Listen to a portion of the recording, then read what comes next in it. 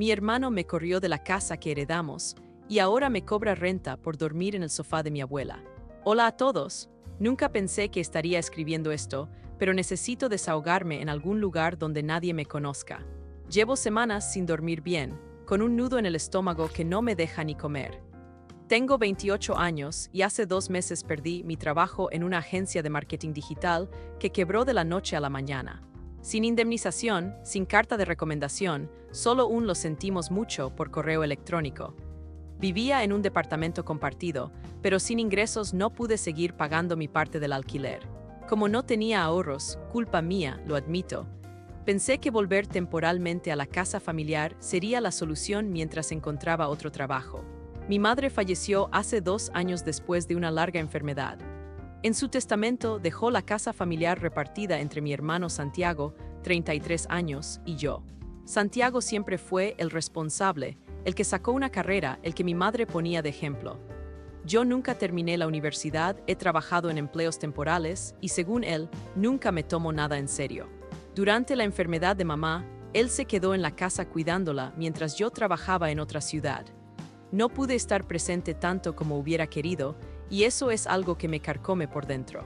Cuando llegué con mis maletas, Santiago me recibió con una frialdad que me heló la sangre. ¿Qué haces aquí?, me preguntó sin siquiera ofrecerme ayuda con el equipaje. Le expliqué mi situación, pensando que entendería. Al fin y al cabo, también es mi casa, ¿no? Esta casa la he mantenido yo durante 2 años, me contestó con un tono que nunca le había escuchado. He pagado impuestos, reparaciones, servicios. Tú apareces cuando te conviene. Intenté explicarle que había estado enviando dinero cuando podía, pero me interrumpió. Eso no es suficiente, Claudia. Ya no vives aquí. Esta es mi casa ahora. Me instalé en mi antigua habitación a pesar de su hostilidad. Noté que había convertido el espacio en su estudio personal. Mis cosas ya no estaban, mis fotos habían sido retiradas de las paredes. Era como si hubiera borrado mi existencia de la casa. Las primeras noches fueron terribles. Santiago hacía ruido a propósito, ponía música alta, invitaba amigos. Cuando intentaba hablar con él, me ignoraba o respondía con monosílabos. Un día llegué de una entrevista de trabajo y la cerradura había sido cambiada. Me quedé en shock frente a la puerta, llamando una y otra vez al timbre. Santiago tardó media hora en abrir. Si quieres vivir aquí, vas a pagar renta, me dijo con frialdad. La mitad de los gastos de la casa, como corresponde. Cuando le recordé que legalmente la casa también era mía, se rió en mi cara. Pues demándame, mientras tanto esas son mis condiciones. No tenía a dónde ir. Mis amigos no podían acogerme por mucho tiempo y mis ahorros eran inexistentes. Con el corazón roto, acepté quedarme con mi abuela paterna, la única familia que me quedaba aparte de Santiago. Mi abuela Carmen tiene 78 años y un carácter tan fuerte como frágil es su salud.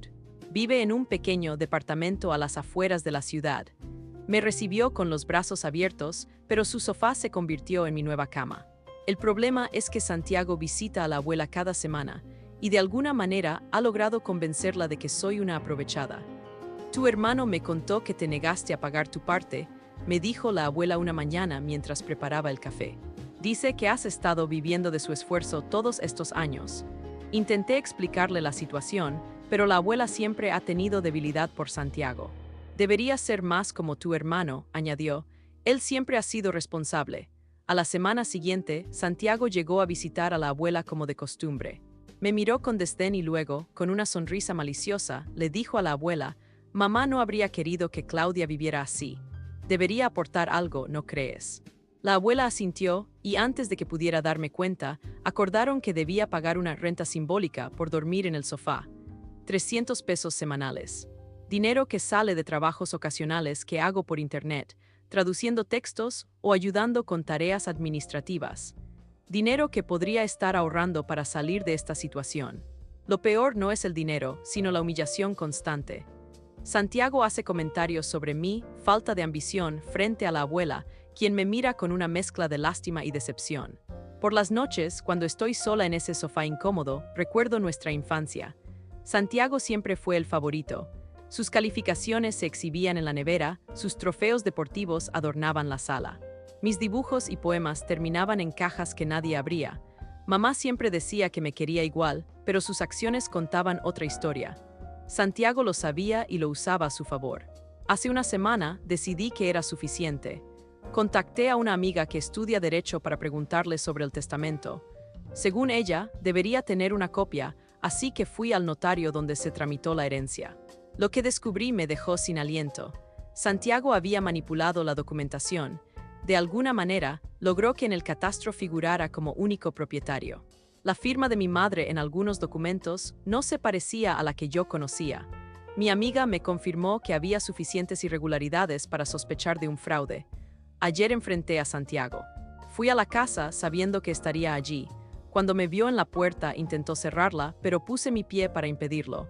Sé lo que hiciste, le dije con una calma que no sentía. Falsificaste documentos para quedarte con la casa. Su cara cambió. Por un momento vi miedo en sus ojos, pero rápidamente recuperó su arrogancia. No tienes pruebas, me dijo. Y si intentas algo, te denunciaré por invasión de propiedad. Nadie te creerá, Claudia. Siempre has sido la irresponsable. Saqué mi teléfono y le mostré fotos de los documentos originales que había encontrado. ¿Estás seguro?, le pregunté. Santiago palideció. Lárgate de aquí, me dijo entre dientes. Esta casa es mía. Yo cuidé a mamá cuando estaba muriendo. Tú estabas demasiado ocupada con tu vida para molestarte. Sus palabras me dolieron más que cualquier golpe físico. Tiene razón en parte. No estuve presente como debería haberlo estado. Pero eso no le da derecho a robarme lo único que me queda de nuestra madre. Hoy he contactado con Mariana, una abogada que era amiga de mamá. Me ha dicho que tengo un caso sólido por fraude hereditario. Será un proceso largo y doloroso, pero por primera vez en mucho tiempo, siento que estoy recuperando el control de mi vida. Sigo durmiendo en el sofá de la abuela, sigo pagando una renta absurda, pero ya no me siento derrotada. Santiago puede haberse apoderado de la casa, pero no se quedará con mi dignidad. Gracias por leerme. Actualizaré cuando tenga novedades sobre el caso. Actualización 1. Buenas a todos. Han pasado 3 meses desde mi publicación original y quería actualizarlo sobre mi situación, que ha cambiado pero no necesariamente para mejor. La demanda contra mi hermano Santiago ha avanzado más rápido de lo que esperaba. Mariana, la abogada amiga de mi madre, resultó ser una fiera en los tribunales. Logró demostrar las irregularidades en la documentación y presentó pruebas suficientes para que un juez tomara medidas cautelares mientras se resuelve el juicio definitivo. Hace un mes, el juez dictaminó que mientras dura el proceso, debemos compartir la casa. Según la resolución, tengo derecho a ocupar mi antigua habitación y usar las áreas comunes. Santiago no puede impedirme la entrada ni cambiar cerraduras. Cuando me dieron la noticia, lloré de alivio. Por fin podía dejar el sofá de mi abuela y volver a lo que también es mi hogar. La alegría me duró exactamente un día. Cuando llegué con mis cosas, Santiago me recibió con una sonrisa que helaba la sangre. Adelante, hermanita, me dijo con falsa cordialidad. Tu habitación está lista. Debí sospechar en ese momento. Mi habitación estaba lista, sí, pero lista para convertirse en mi pesadilla. El colchón estaba húmedo, había quitado la bombilla de la lámpara y el armario estaba lleno de cajas con sus pertenencias. Necesitarás tiempo para organizarte, me dijo. No te preocupes por mis cosas, las iré sacando poco a poco. La primera noche fue terrible. El colchón olía a humedad y tuve que usar la linterna del móvil para poder desempacar lo básico. A las 3 de la mañana, Santiago puso música a todo volumen en su habitación, justo al lado de la mía. Cuando le pedí que bajara el volumen, me respondió, «Esta es mi casa. Si no te gusta, ya sabes dónde está la puerta». Al día siguiente descubrí que había instalado una cámara en el pasillo, apuntando directamente a mi puerta. Cuando le pregunté por qué, me dijo que era por seguridad, que tenía objetos valiosos y quería asegurarse de que estuvieran a salvo. La insinuación de que yo podría robarle me dolió profundamente. Las siguientes semanas han sido un infierno. Santiago ha convertido mi regreso en una guerra psicológica. Corta la electricidad de mi habitación accidentalmente cuando está manipulando el cuadro eléctrico. Invita a amigos que se quedan hasta altas horas de la noche, haciendo ruido justo frente a mi puerta. Usa toda el agua caliente antes de que yo pueda ducharme. Deja trastes sucios por toda la cocina si sabe que voy a usarla. Ha perdido varias de mis pertenencias, incluidos documentos importantes para el juicio. Lo peor son las cámaras. Además de la del pasillo, descubrí otra en la cocina y una más en la sala. Me siento observada constantemente. Un día encontré mi diario abierto sobre mi cama. Estoy segura de que fue él, pero no puedo probarlo. Los vecinos, que antes me saludaban con afecto, ahora me miran con recelo. Santiago les ha contado su versión, que soy una aprovechada que abandonó a nuestra madre enferma y ahora quiero quitarle la casa que él ha mantenido. Algunos incluso me han dejado de hablar. El estrés me está pasando factura. He perdido peso, tengo pesadillas constantes y me despierto varias veces cada noche, sobresaltada por cualquier ruido. Conseguí un trabajo de medio tiempo en una cafetería, pero mi rendimiento se ha visto afectado por el cansancio crónico.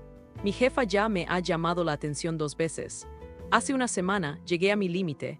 Estaba tan exhausta que me quedé dormida en el autobús y me pasé varias paradas. Cuando finalmente llegué a casa, encontré mis libros favoritos, los pocos que había logrado rescatar empapados en el piso de mi habitación. La ventana estaba abierta y Santiago juraba que había sido un accidente, que debió entrar la lluvia. No había llovido en días. Esa noche decidí revisar las grabaciones de las cámaras. Sabía que guardaba copias en su computadora. Esperé a que saliera y, aunque me sentí terrible por invadir su privacidad, entré a su habitación. Su computadora estaba encendida y, para mi sorpresa, sin contraseña. Creo que nunca imaginó que yo me atrevería a entrar. Lo que encontré me dejó helada. Había carpetas con grabaciones de mí, organizadas por fechas. Abrí una al azar y vi a Santiago entrando a mi habitación mientras yo no estaba, revisando mis cosas, incluso leyendo mi diario. En otra grabación, lo escuché hablando por teléfono. Es cuestión de tiempo. Estoy haciendo que su vida sea tan miserable que terminará largándose por su cuenta. Ni siquiera necesitaré el juicio. Copié los archivos a una memoria USB y se los envié a Mariana. Ella actuó de inmediato. Presentó una denuncia por acoso y violación de privacidad, junto con las grabaciones como prueba. El juez, al ver el material, emitió una orden de alejamiento parcial. Santiago no puede acercarse a mi habitación ni entrar sin mi permiso expreso. Tampoco puede instalar dispositivos de vigilancia sin informarme. Además, me concedieron control sobre la mitad de la casa, incluyendo la cocina en horarios específicos.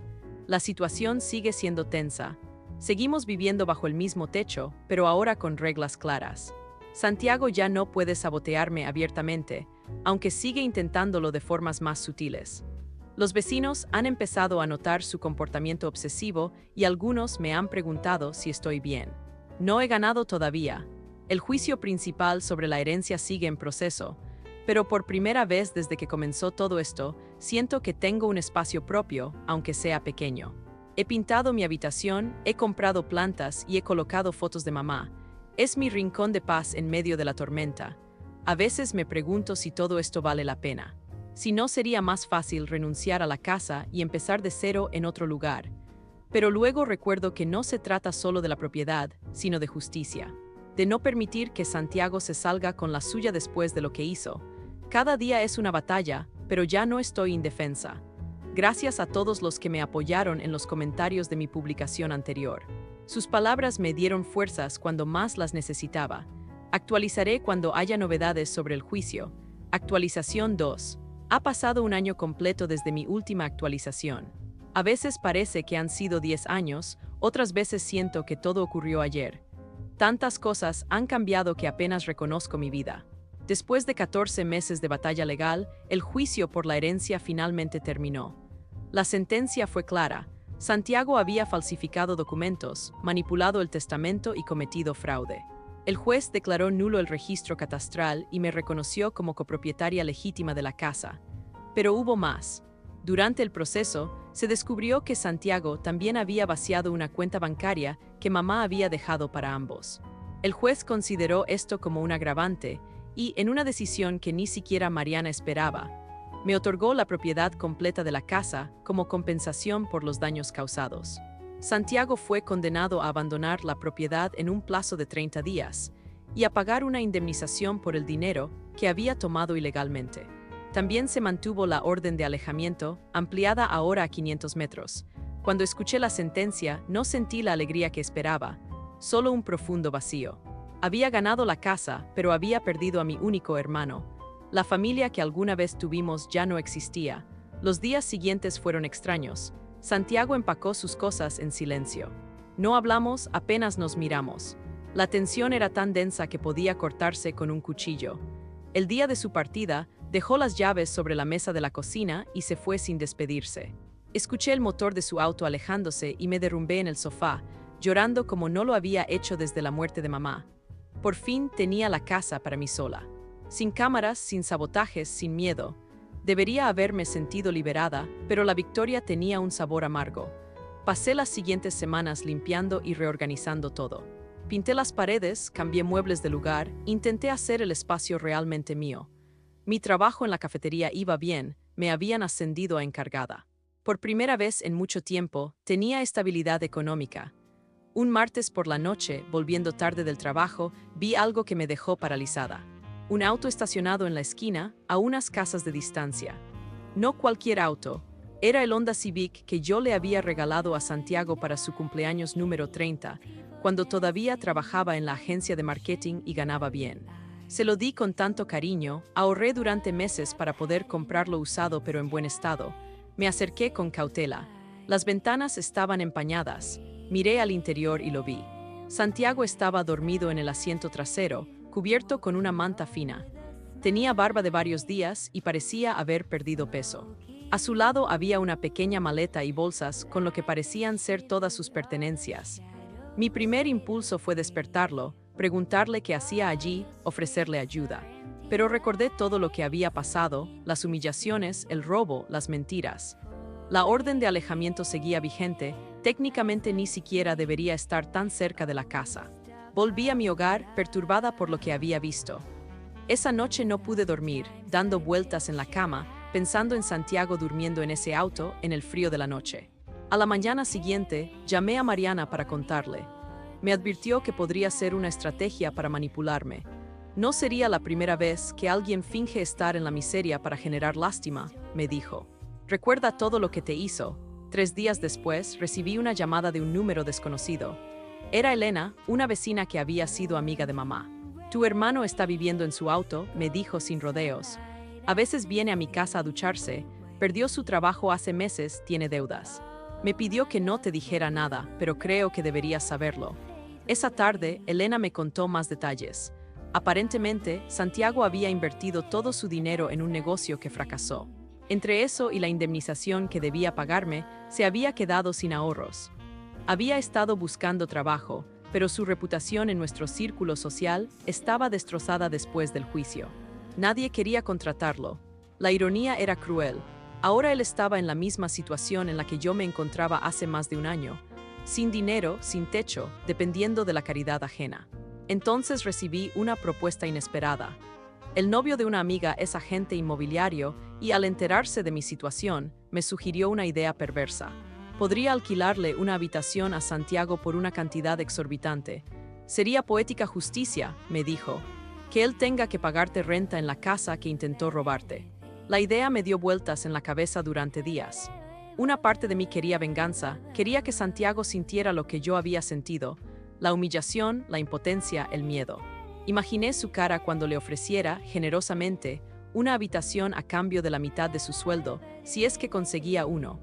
Pero otra parte de mí no dejaba de pensar en mamá, en cómo siempre nos decía que la familia era lo más importante, que debíamos cuidarnos mutuamente.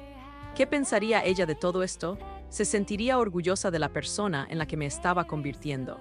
Una noche, sentada en el patio trasero mirando las estrellas, recordé una conversación con mamá poco antes de que enfermara. Me había dicho, el rencor es una carga demasiado pesada, Claudia. Te desgasta más a ti que a quien odias. En ese momento no entendí completamente sus palabras. Ahora, con el corazón dividido entre la venganza y el perdón, empezaba a comprenderlas. Tomé una decisión. No iba a ofrecerle una habitación a Santiago. No iba a humillarlo ni a vengarme, pero tampoco iba a rescatarlo. Contacté a un abogado diferente y transferí la propiedad del auto a mi nombre. Legalmente seguía siendo mío, aunque se lo había regalado. Lo vendí por un precio justo y usé el dinero para el pago inicial de un pequeño apartamento en otra ciudad, a 2 horas de distancia.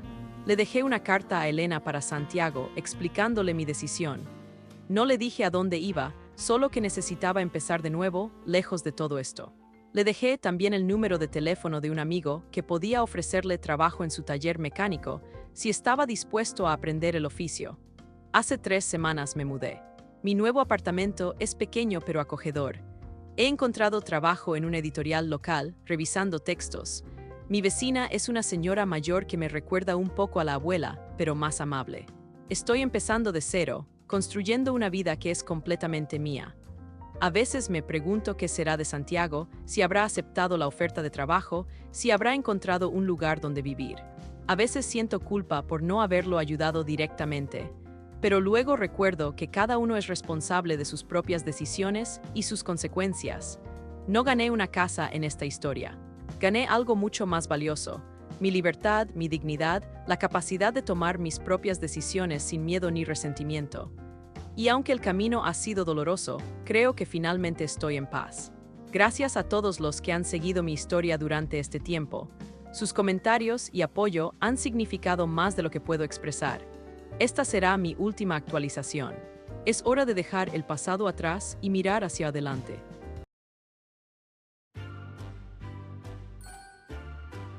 Y bueno, amigos, estoy aquí otra vez, de vuelta, Reddit Elaboration y Reddit Elaboration presentan este video y hay un problemita. La mayoría de ustedes no está suscrito a este canal y me obligaron a hacer algo que no quería hacer. Por cada video que se suba y no afecte positivamente esta estadística, provocará que tenga que matar a una ovejita. Una pobre ovejita, lo siento.